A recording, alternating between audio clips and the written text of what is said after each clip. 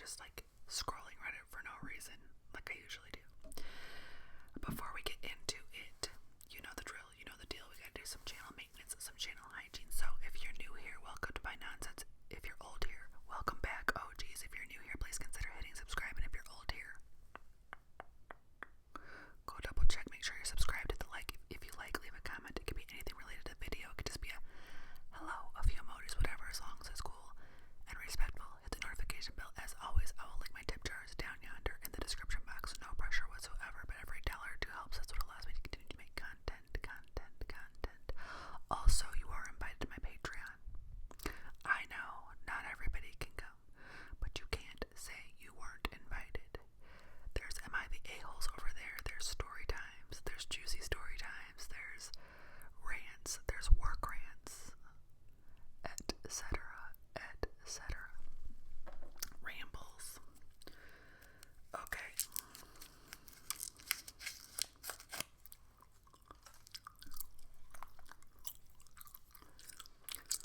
Anonymous participant says, my uncle died unexpectedly, and I miss him terribly. He was always kind and supportive of me. He also did very well in life, and it turns out he left me money in his will. My mother is hurt that he didn't leave her anything, and I feel that he didn't expect her to outlive him. Now she's angling to find out how much he left me. I told her that I don't want to tell anybody, and she said she wants to know what he thinks of us. She guessed he only left me $25,000, and it's much more than that. Wow, you got a nice uncle. You got supported, and you got left money.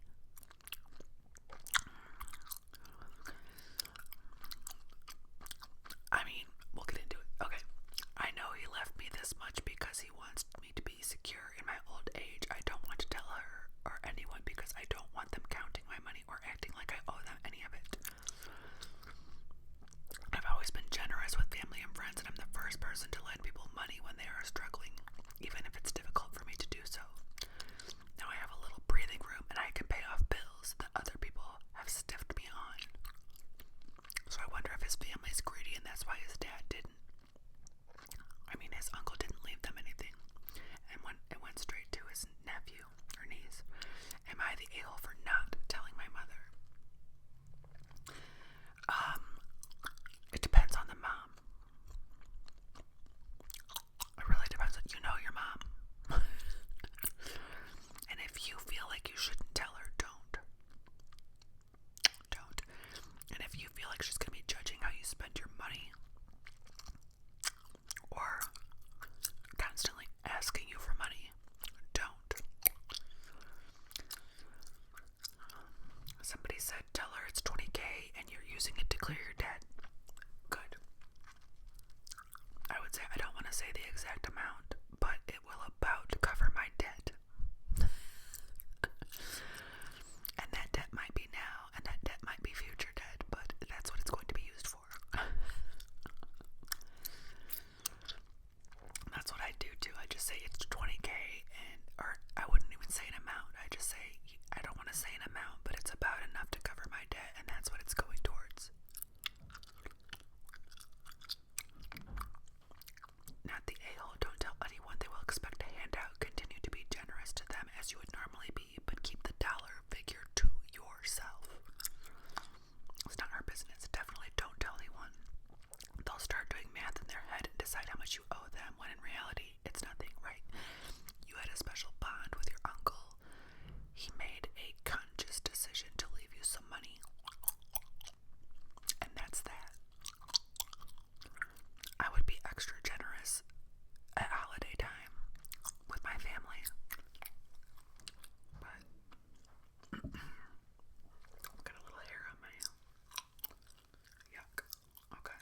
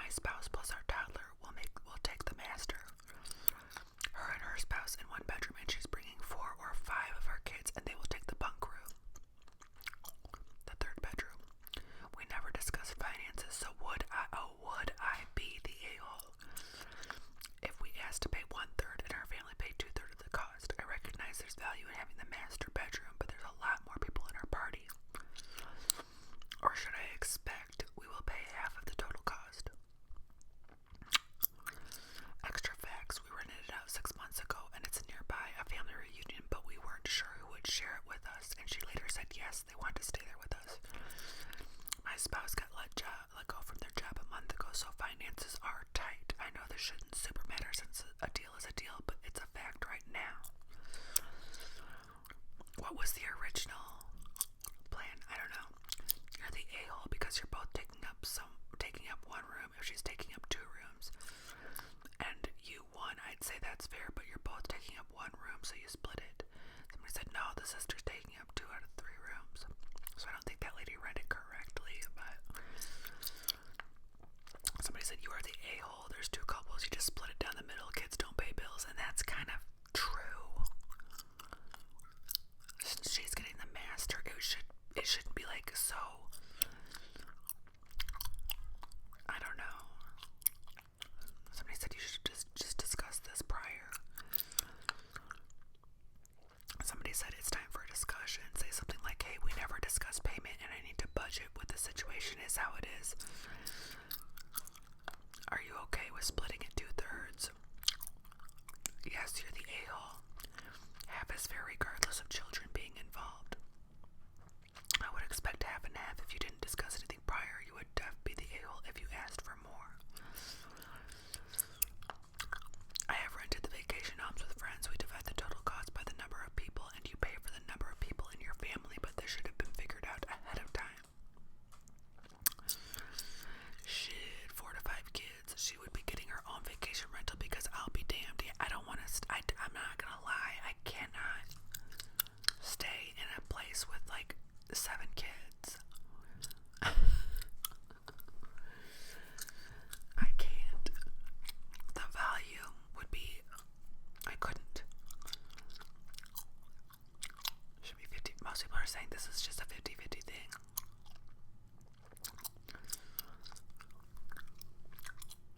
So, am I the a-hole for telling someone we'd already met? I work in a somewhat niche industry. It's not a very big crowd and it's very close-knit. I've met this one guy, Joe, about 4 times. We've never worked together, but we have lots of mutual friends, and we've met in various scenarios. Once at a party at my job, I work with his wife. Twice at friends' birthday parties, and then once again last Friday. We've chatted at length at these functions, both individually and in larger groups. Here's the problem. Joe never remembers my name or that we've met. Every single time I have to reintroduce myself. He's a young guy, and I've heard it mentioned in passing that he has a very good memory, so I don't think this is some sort of condition. Anyway, last Friday we ran into each other while I was with some of our mutual friends, and Joe said hi to them all by name, and then he introduced himself to me, and I said hello. And he said something along the lines of, it's good to see you again. That's what I would do. Oh no, we met. I would. I don't think that's an a-hole thing to do. I would almost at this point think he was trying to pull one over on me. Like he's trying to make me think I'm crazy. He asked me, have we met? I said we had, and I reminded him of the work party. He got kind of annoyed half-jokingly and said I didn't have to be like that about it. Look here, bud, I was trying to be nice. Pump your brakes. I didn't think I was being like anything. My friends said I embarrassed them. What niche is this? What niche is this? Your friends all said that you had embarrassed them over this. I want to know what niche y'all work in. And I shouldn't have said anything because it isn't a big deal. I don't consider myself overly picky about this stuff, but I think it's kind of rude to not remember someone. Everybody else is rude except this person. Let me see. Not the a-hole, and it's super weird. Is he playing some kind of game? See, that at this point I'd be like, no, this dude's fucking with me. This dude is fucking with me. Maybe introduce yourself with different names going forward with some wacky backstory about what you do for a living, where you're from, etc. Have some fun with it. Not the a-hole. I see nothing wrong with refreshing their memory nicely. Most people would appreciate it and probably make a joke about their poor memory. I'm curious how he handles it the next time he sees you. Will he have forgotten again? Or will he be overly sensitive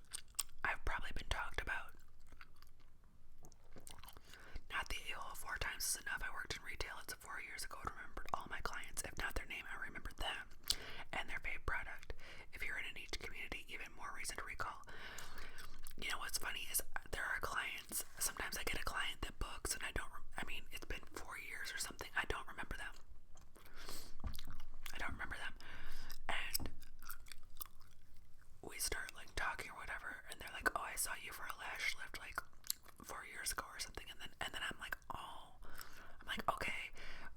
I try to, oh my god, yeah, I remember. Sometimes I do, sometimes it does jog my memory, and sometimes it doesn't. But they're not the a-hole for reminding me that I seen them one time 4 or 5 years ago, or 10 years ago, or something. Like, oh, okay, cool. At the same time, they shouldn't be mad that I forgot them if I haven't seen them, or heard their name, or they have a new name, or they have a new look, and I haven't seen them in 10 years. Like, that's like, almost, at that point, it's like, you know, a lady that cut your hair one time at In-N-Out place, and you come in 10 years later and you're like, you know how I like it cut? Like, what? You know? I don't know. Alright.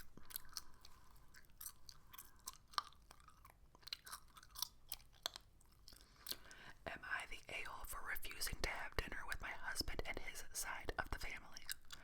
I, 36-year-old female, am an introvert, while my husband, 49 male, is an extrovert. I've suffered social anxiety since childhood. I take medication, but it only helps so much. When we first met, I was completely transparent about my anxiety, and I explained how simple things like going to the store and ordering food can be really difficult for me. He seemed to understand. When we got engaged, his family offered to pay for us to go on a cruise for our honeymoon. I automatically said no, that would be too much for me. He told me that was okay for us not to go, but a few days later he told me that the cruise had already been paid for, and that he didn't want his family to be disappointed, so we had to go. I relented and agreed to go. Fast forward to now, we are on the cruise. I'm trying so hard to have fun with him and the family, but I'm so over. The honeymoon does not involve his family. They're on the cruise too, so they just threw you into a package deal. That's where it got weird.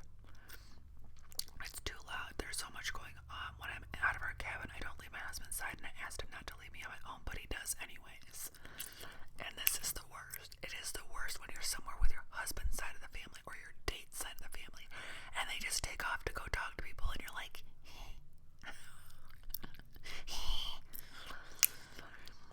He then tells me to be a big girl, and wait, yesterday we had finished eating lunch and jokingly said I could go for another round of fries. He tells me be a big girl and go get them yourself. It's not that hard. I get that he's frustrated, but I'm trying to be brave. I'm trying to be personable with his family, and I'm trying not to stay in the cabin all day like I want to. I felt tears rolling down my face, and I couldn't hide it, so I got back up from the table and told him I was going back to the cabin. He said, wow, you're actually going by yourself? This is their honeymoon. This is their honeymoon. Just push him over. This is not good. I left and went to the cabin. We were supposed to have a family dinner last night, and I decided not to go. He told me I was overreacting, and I told him that I wish I could talk to strangers without panicking or not constantly think that people are watching and judging me. I know it sounds silly, and I'm so very embarrassed about it. I told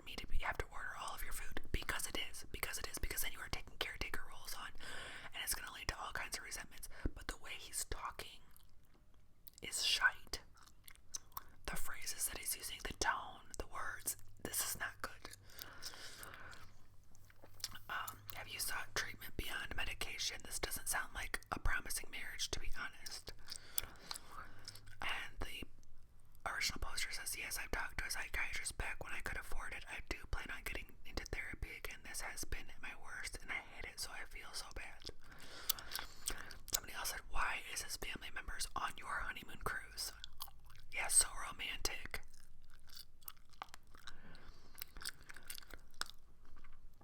You are not the a-hole, but you cannot and should not just stay in your comfort zone. To get over anxiety, you need to expose yourself to uncomfortable things. You are shrinking in your world. You did a great thing going on a cruise. Just give yourself credit and grace and keep on trying each day. Congratulations on your wedding. Not the a-hole, but your husband sure is. Your partner is supposed to have your back always, especially in public, especially when they know you struggle with something so bad. The fact that he belittled you is terrible and needs to be addressed. A soft, you're the a-hole. What did you expect when you agreed to this? It's a cruise. Not going to dinner with people who paid your way is petty, especially when they didn't do anything to you. I'm curious how you lived 36 years with that much anxiety. Do you go shopping alone? Do you have a job? It seems a bit extreme, especially if you're not in therapy and medicated. I feel horrible for you because that sounds miserable. You deserve a life detached from your husband.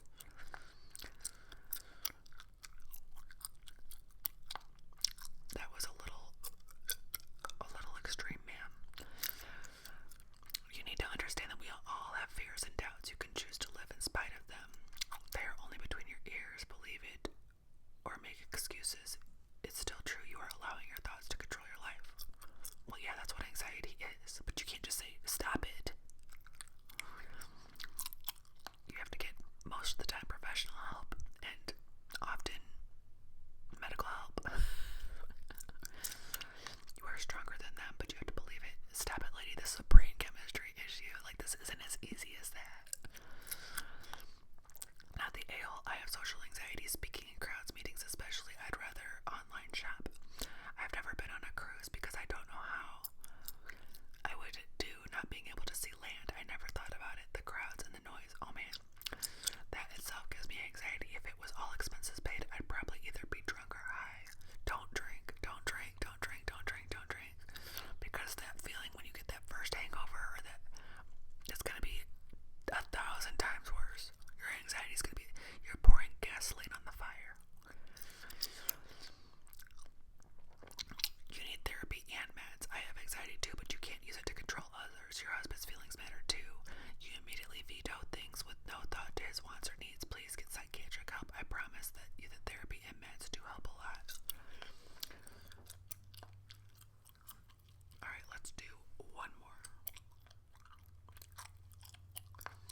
Just purchased our first home in October, which was his great aunt's house. Beautiful property, which has definitely been a pain, but also amazing to restore.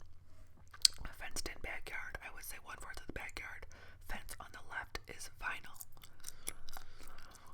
On the left and right is vinyl. The rest is normal chain link fencing. And the back of our fence is concrete. What's a concrete fence look like? What's a concrete? I don't think I've seen a concrete fence. I'd never paid too much attention to the fence until I found my neighbor in my fully fenced in backyard telling me hi. And then I realized there's a gate in the small vinyl fencing to the left that allow entry for both of us to our backyards because the better half's great aunt really liked them. Sorry, that's a no for me. Neighbor on the right, I'd be cool with having the entry. He's like a second dad. The neighbor on the left gives me ick vibes. I want to lock the said entry to the left neighbor. Main ability to open and lock the entry door on our side. The better half thinks it might look bad on our part. Stop people pleasing and put a lock on it. Throw a no trespassing sign. Not cool, but I'd have a conversation with them first. Lock it. They were her friends. They're not yours. Just say sorry. We prefer people to ask before they visit us if they raise the issue. Put a beware of dog or something like. Y'all already know. I'm going through it with one of our little neighbor kids that rings our doorbell 10 times a day. And I did say, I'm going to have to talk to your dad about